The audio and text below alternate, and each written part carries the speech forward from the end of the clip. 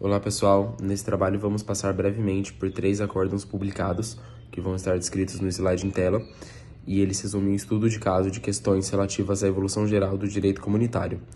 Nele vamos abordar temáticas como os direitos fundamentais, a comparação entre o estado do direito das comunidades à época em relação aos direitos fundamentais e o questionamento, por último, do que poderia servir como fonte dos direitos fundamentais da comunidade. Sobre o processo 29/69, o Acórdão Stauder. Nas questões preliminares, em um contexto em que há excedente produção de manteiga na Comunidade Europeia, surgem medidas que visam solucionar esse problema. Uma delas é a decisão 69/71 das Comunidades Europeias de 12 de fevereiro de 1969. Essa decisão quer destinar que o produto com valor reduzido seja dado para beneficiários de assistências sociais, por esse valor reduzido. Para que essa medida tenha esse fim pretendido e seja assegurado que o produto não desvie do público a qual se destina, o artigo 4º dessa decisão, que se dirige a todos os Estados-membros, demanda que seja requerida a apresentação de uma senha individualizada para a compra da manteiga. E agora sobre o litígio. A versão alemã desse artigo requer que seja entregue a senha junto com o nome do indivíduo, e aí o demandante, o Stauder, interpreta como discriminatório o modo como é feito o controle com o nome da pessoa e recorre ao Tribunal de Stuttgart, buscando processar a cidade. O Tribunal Administrativo de Stuttgart, na verdade, por sua vez, vê a questão como possível conflito de decisão contra os próprios princípios da comunidade, porque pode considerar compatível com os princípios gerais do direito comunitário vigente o fato de que a decisão citada anteriormente implica que a oferta da manteiga apreendida aos beneficiários de determinados regimes de assistência social depende da divulgação dos nomes dos vendedores, mas alguns países não usam essa forma, não usam com o nome, o que gerou essa dúvida. Então, esse mesmo tribunal leva essa questão ao TJUE, o Tribunal de Justiça da União Europeia, para que ele aprecie o recurso. Sobre a decisão de fato do Tribunal de Justiça da União Europeia, o tribunal entende que essa discussão vale para todos os Estados-membros, e no final o que resulta é uma decisão que não visa nem proibir, nem impor a identificação por nome dos beneficiários, além da utilização da senha. A Comissão publicou essa decisão retificada nesses termos em 29 de julho de 1969. E disse que cabe ao Estado-membro escolher o que melhor couber dentre os tipos de métodos de individualização, ou o melhor método pelo qual se identificará quem são os beneficiários de fato. Isso posto, não há como afirmar que a controvérsia suscitada por Stauder não está de acordo com os princípios gerais do direito comunitário. Logo, seu processo foi indeferido. Partindo da mesma temática que meus colegas já trataram, agora a gente tem o processo 1170, denominado de Internationale Handelsgesellschaft. Inicialmente eu queria comentar que meu alemão não é muito bom, então tem alguns tópicos que eu não vou acertar, mas para quem quiser ler a temática, o nome certinho está aí no slide que eu vou utilizar na apresentação. E aí, com relação a esse processo, o que a gente tem que é o tópico central é uma regulamentação comercial sobre as questões do mercado de cereais europeu, especificamente tratando da Alemanha em si. E aí a questão ela veio prevista em 2 regulamentos, o 120 de 67 e o 473 no mesmo ano, os dois sobre a vigência da CEE ainda, ou seja, é um acordo mais antigo ainda, de fases preliminares da União Europeia. E nesse regulamento havia um tratamento das questões de importação e exportação sobre o mercado de cereais, que a gente tinha uma previsão de um múltiplo compromisso que os negociantes realizavam para que tivesse maior facilidade da organização e das intervenções por parte do Estado.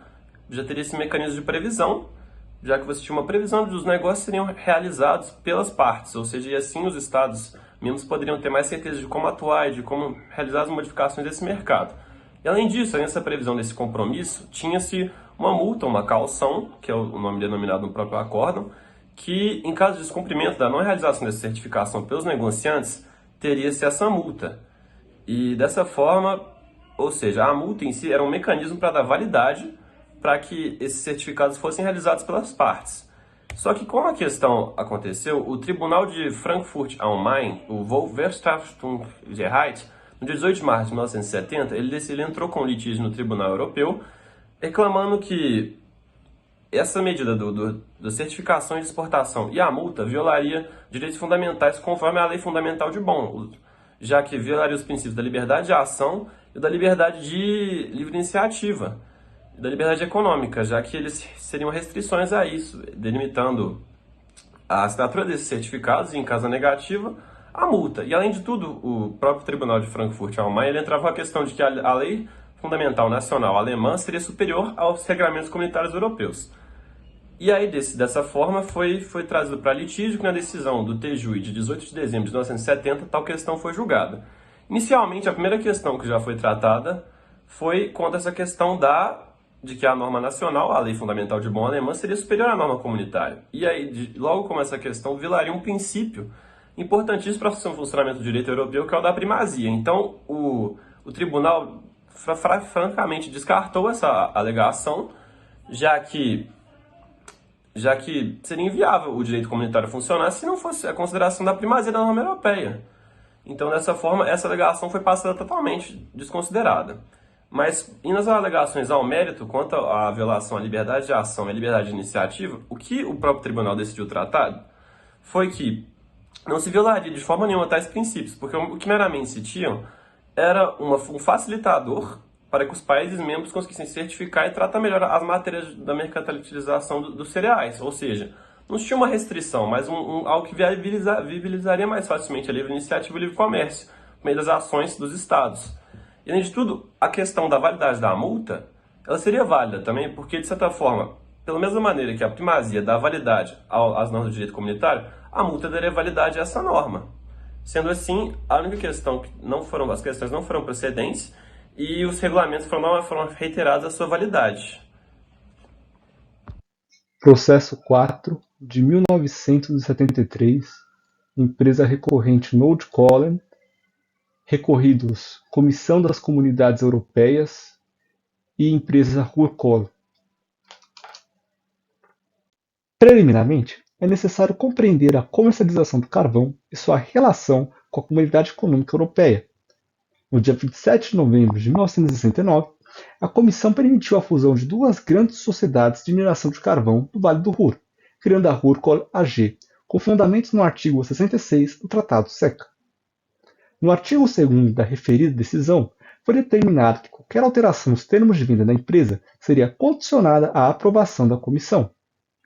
Assim, em decisão do dia 21 de dezembro de 1972, a Comissão apreciou e aprovou a alteração nos termos de venda de cunho protecionista do mercado de carvão, o qual enfrentava baixas em suas vendas, bem como em sua produção.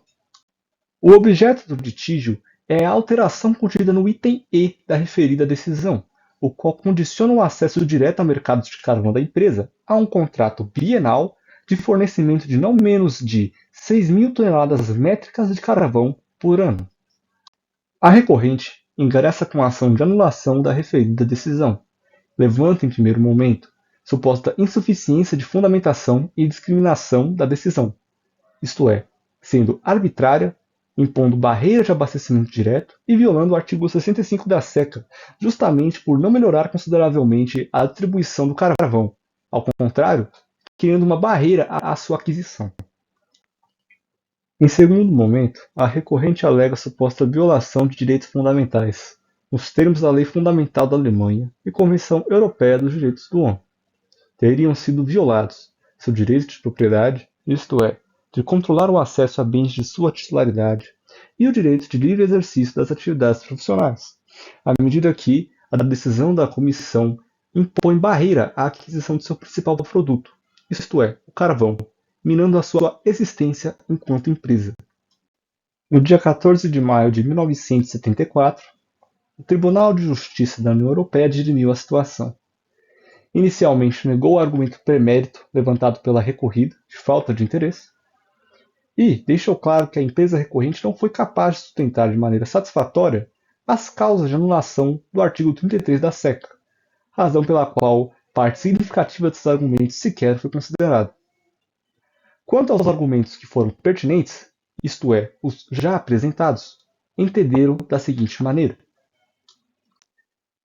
Quanto às alegações de insuficiência de fundamentação e de discriminação na decisão, o tribunal explica que a decisão foi devidamente fundamentada. A comissão deixou claro a todo momento que estava ciente do caráter excludente da medida. Todavia, tal era justificado frente à baixa de vendas da empresa, bem como a recessão na produção de carvão, momento em que se impôs a racionalização da distribuição do insumo, limitando a colaboração com comerciantes capazes de manter um escoamento regular em quantidades adaptadas ao ritmo de sua produção. Por fim, Quanto às alegações de uma pretensa violação de direitos fundamentais, o tribunal explica que, embora existentes, tais direitos não são absolutos e devem ser lidos à luz da função social dos bens e das atividades protegidas.